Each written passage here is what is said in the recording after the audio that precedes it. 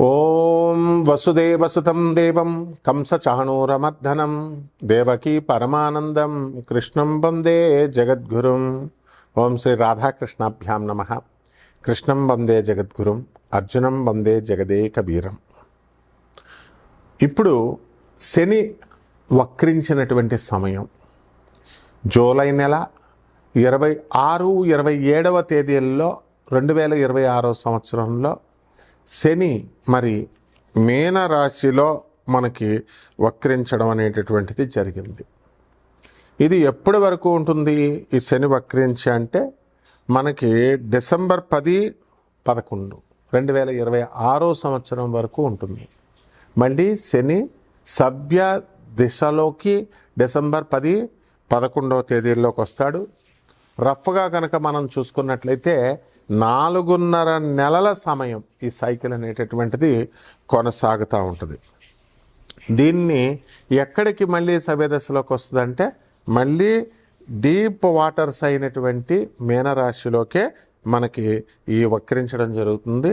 స్పెసిఫిక్గా మనకి ట్రాన్సిట్ ఎక్కడికంటే త్రూ రేవతి నక్షత్రం, ఉత్తరాభాద్ర నక్షత్రం నుంచి మనకి ట్రాన్సిట్ అనేటటువంటిది జరుగుతుంది. మరి దీని వలన మనకి కొన్ని రాశుల వారికి మేలు జరుగుతూ ఉంటుంది, కొన్ని రాశుల వారికి మధ్యస్థంగా ఉంటుంది, అలాగే కొన్ని రాశుల వారికి మరి యాడ్వర్స్ రిజల్ట్స్, బ్యాడ్ రిజల్ట్స్ ఇస్తూ ఉంటుంది.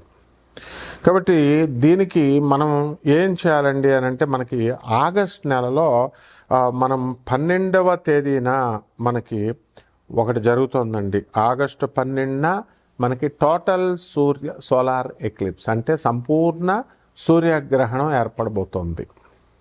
అసలు మనం ఆగస్టు 12న 2026 సంవత్సరంలో ఒక వెరీ రేర్గా జరిగేటటువంటి 6 గ్రహాల అలైన్మెంట్ అనేటటువంటిది, 6 ప్లానెట్ అలైన్మెంట్ అనేటటువంటిది జరుగుతుంది. ఏమిటి ఆ గ్రహాలు అంటే బుధుడు, కుజుడు, గురుడు, శని. ఈ గ్రహాలు 4 అయితే యురానస్ అండ్ నెప్ట్యూన్ అంటే రాహుకేతువులు దగ్గరగా ఉంటాయి. వీటి పోలికలు ఇవన్నీ కూడా they will stretch across the predawn sky. మొత్తం అంతా కూడా ఒకే ఆర్చ్ లాగా వస్తుందన్నమాట. సో దీన్ని మనందరం కూడా నేకెడైతే చూడొచ్చు మనం ఖగోళంలో, ఆకాశంలో. బెస్ట్ టైం ఏంటంటే ఆగస్టు 12వ తేదీన దగ్గరగా 1 గంట నుంచి 1.5 పాటు మనకి ఎవరి ఊర్లో వాళ్ళకి లోకల్ సన్ రైజ్ లొకేషన్ ఏదైతే ఉందో ఆ లోకల్ సన్ రైజ్ టైంలో దానికంటే ముందు 1.5 ముందు మనకి ఈ 6 ప్లానెట్ల అలైన్మెంట్ కనబడుతూ ఉంటుంది.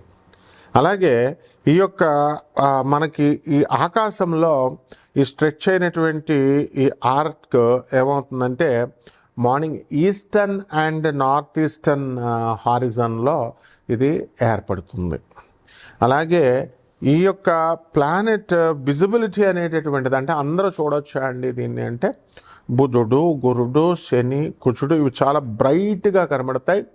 అండ్ మామూలు కళ్ళతో ఏ విధమైనటువంటి ఎక్విప్మెంటు, ఏ పరికరాలు అవసరం లేకుండా క్లియర్ స్కైస్, ఆకాశాలు కనుక కరెక్ట్గా ఉన్నట్లయితే దాంట్లో మనం చూడొచ్చు. అలాగే ఎయిడెడ్ ఐ ప్లానెట్స్ ఏదో ఒకటి మనం సహాయం తీసుకొని చూడాలి. యురానస్ని, నెప్ట్యూన్ని మనం ఏం చేస్తామంటే ఫెయింట్గా ఉంటాయి కొంచెం అవి, అందువలన బైనాకులర్స్ కానీ అంటే అంత కళావంతంగా ఉండవన్నమాట. బైనాకులర్స్ కానీ లేదా బ్యాక్ యార్డ్ టెలిస్కోప్ని మనం పెట్టుకొని మనం వాటిని స్పాట్ చేయొచ్చు అన్నమాట. అయితే ఈ రకంగా ఉన్నటువంటి ఈ యొక్క ప్లానెట్స్ అన్నీ కూడా ఆగస్టు 1 నుంచి 17వ తేదీ వరకు కూడా మనకి ఈ రవి ఏం చేస్తాడంటే కర్కాటక రాశిలో ఉంటాడనమాట.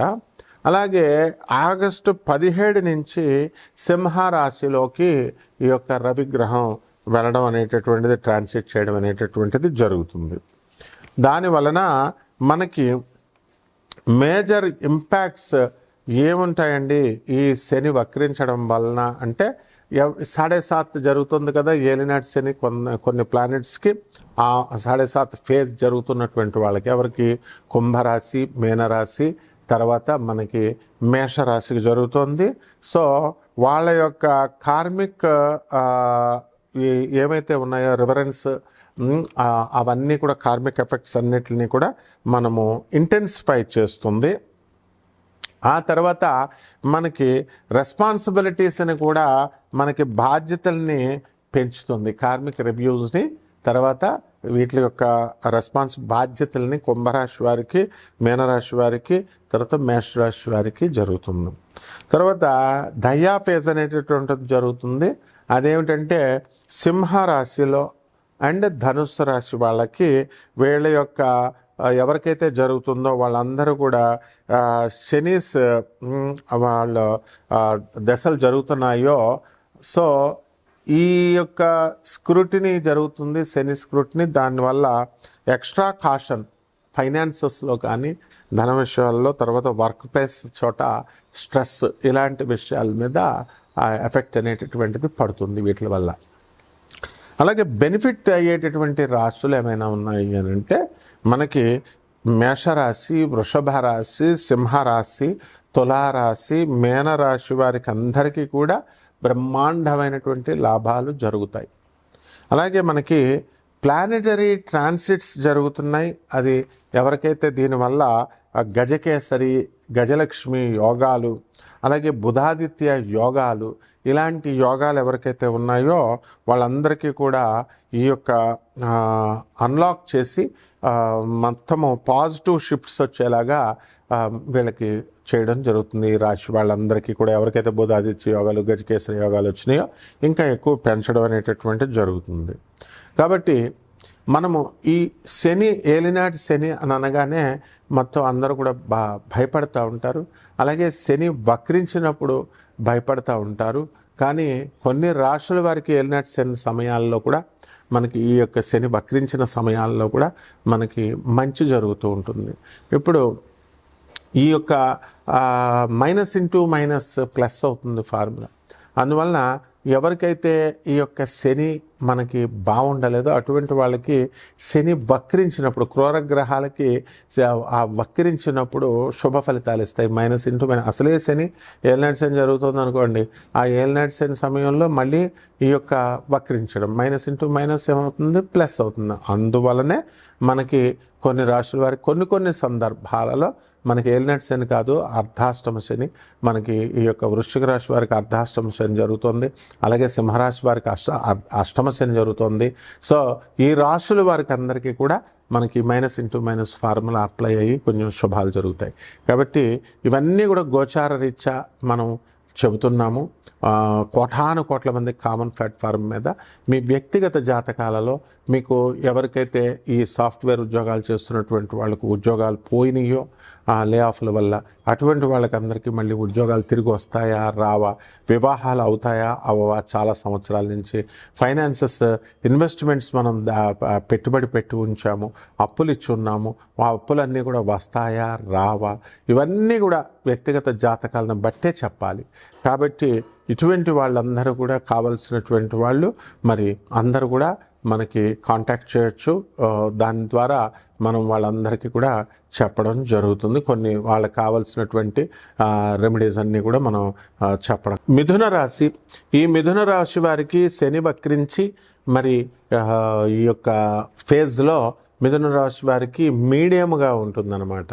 అలాగే ఈ మిథున రాశి వారికి అందరికీ కూడా మనము ఆర్థికంగా గత నెల కంటే కూడా ఈ నెలలో కొంచెం తగ్గడానికి ఇన్కమ్స్ అనేటటువంటివి అవకాశాలు ఉన్నాయి. అలాగే మోకాళ్ళ నొప్పులు, తలనొప్పులు, మెడ నొప్పులు, ఇలాంటి ప్రాబ్లమ్స్ రావడానికి అవకాశాలు ఉన్నాయి. అలాగే అగ్రెసివ్గా మీరు బిహేవ్ చేయడము, దూకుడు స్వభావంతో కొంచెం వెళ్ళడము అనేటటువంటిది జరుగుతుంది. అలాగే కాలికేస్తే మెడకేసేటటువంటి మిథున రాశి వాళ్ళు దూకుడు స్వభావంతో వెళ్ళడం వల్ల వీళ్ళకి నిజంగా ప్రశంసలు, దండాలు పెట్టాలి మనం. ఎందుకంటే కొంచెం తేలుస్తారనమాట వర్క్ విషయాల్ని. అదేవిధంగా ఈ యొక్క ఎక్స్పోర్ట్స్ ఇంపోర్ట్స్ బిజినెస్లు అనేటటువంటివి బ్రహ్మాండంగా వీళ్ళు చేయడం అనేటటువంటివి జరుగుతాయి. విదేశాలకి వెళ్ళాలి అని అప్లికేషన్స్ పెట్టుకున్నటువంటి వాళ్ళు వీసాలు, పాస్పోర్ట్లు ఇవన్నీ కూడా సక్సెస్ అయ్యి వీళ్ళు కూడా విదేశాల్లో వెళ్ళడం జరుగుతుంది. అక్కడ విదేశాలలో ఆల్రెడీ వర్క్ చేస్తున్నటువంటి వాళ్ళందరికీ కూడా ప్రమోషన్స్ రావడానికి అవకాశాలు ఉన్నాయి. అదేవిధంగా ఎక్కడ అసలు ప్రమోషన్ సంగతి దేవుడు ఎరిగండి గురుగారు. ముందు ఉద్యోగాలు పోయినటువంటి వాళ్ళ పరిస్థితి ఏమిటి అనేటటువంటి వాళ్ళు ఉన్నారు లే ఆఫ్ల్లో. అటువంటి వాళ్ళకి ఉద్యోగాలు రావడం, పార్ట్ టైం ఉద్యోగాలు రావడం ఇలాంటివి జరుగుతాయి. ఇక రైతుల విషయం దగ్గరికి వచ్చేసరికి మనకి రాహువు కుంభరాశిలో ఉన్నాడు. అందువలన చక్కగా రైతులు బ్రహ్మాండమైనటువంటి సంపాదిస్తారు. కమర్షియల్ క్రాప్స్ అన్నీ కూడా వీళ్ళు తీసుకోవడము, బ్రహ్మాండంగా చేయడం అనేటటువంటిది జరుగుతుంది. అలాగే ఈ యొక్క శుక్రుడు మనకి కన్యా రాశిలోకి చక్కగా వచ్చాడు. అత్తగారులందరూ ఆడబడుచులతో సఖ్యత అనేటటువంటిది ఏర్పడుతుంది. స్త్రీలతో నుంచి సహకారం అనేటటువంటిది ఏర్పడుతుంది. అలాగే కట్నాల సమయంలో మీకు ఇస్తాననేటటువంటి కట్నాలు కానీ, అత్తగారులు మీకు పెడతాననేటటువంటి కానుకలు కానీ ఇవన్నీ రావడం జరుగుతాయి. ఇళ్ళను చాలా సంవత్సరాల నుంచి కట్టుకోవాలండి అని అనుకునేటటువంటి వాళ్ళందరూ కూడా మీరు కట్టుకోవడం అనేటటువంటిది జరుగుతుంది. కాబట్టి ఈ రాశి వారందరూ కూడా మనకు మెయిన్గా ఇతరులు కొంచెం ఈర్ష్య అనేటటువంటిది, అసూయ అనేటటువంటిది ఈ రాశి వారికి డెవలప్ అవ్వడానికి అవకాశం ఉంటుంది. ఏదో సరదాగా అంటారనమాట. అయితే నిజంగానే ఈర్ష్య ఉందేమో. మా ఆడబడుచు, మా మరదలు అమెరికా వెళ్ళిపోయింది, మా తమ్ముడితో మంచి అదృష్టం చేసుకుంది, చక్కగా అక్కడ ఎంజాయ్ చేస్తుంది లైఫ్లో. మేము ఇక్కడ ఎంత చేసినా మాకు మా మొగుళ్ళు, మంచి మొగుళ్ళు దొరకలేదు, మమ్మల్ని అర్థం చేసుకునే మొగుళ్ళు దొరకలేదు. అక్కడ సిట్ అంటే సిట్టు, స్టాండ్ అంటే స్టాండ్ అని భర్త దొరికాడు మా తమ్ముడు అని ఈ టైపులో మన వాళ్ళంతా కూడా బాధపడుతూ ఉంటారు. అయితే వీళ్ళకి తెలుసుకోవాల్సింది ఏంటంటే వీళ్ళ భర్తలందరూ కూడా వీళ్ళకి గోల్డ్ నెక్లెస్లు, ఈ యొక్క డైమండ్ నెక్లెస్లు వీళ్ళకి ఈ యొక్క శని వక్రించినటువంటి ఫేజ్లో వీళ్ళకి కొనిపెట్టడం అనేటటువంటివి జరుగుతాయి. కాబట్టి పరిహారాల దగ్గరికి వచ్చేసరికి మనము ఈ యొక్క బుధ గ్రహానికి బుధ జపం చేసుకోవాలి, బుధ స్తోత్రాలు చదువుకోవాలా. బుధుడికి కిలోంపావు పెసల్ని ఆకుపచ్చ రంగు వస్త్రాలనిచ్చి పేద బ్రాహ్మణులకి బుధవారం నాడు ఉదయం కరెక్ట్గా తెల్లవారుజామున 5 గంటలకి దానం చేసుకోవాలా. అలాగే జమ్మి చెట్టుని ఇంట్లో పెంచుకుంటూ కుండీలో వేసుకుంటూ చక్కగా తులసి చెట్టుకు పూజ చేసినట్టుగా పూజ చేసుకోవాలా. బ్రహ్మాండంగా ఉంటుంది. శుభమస్తు.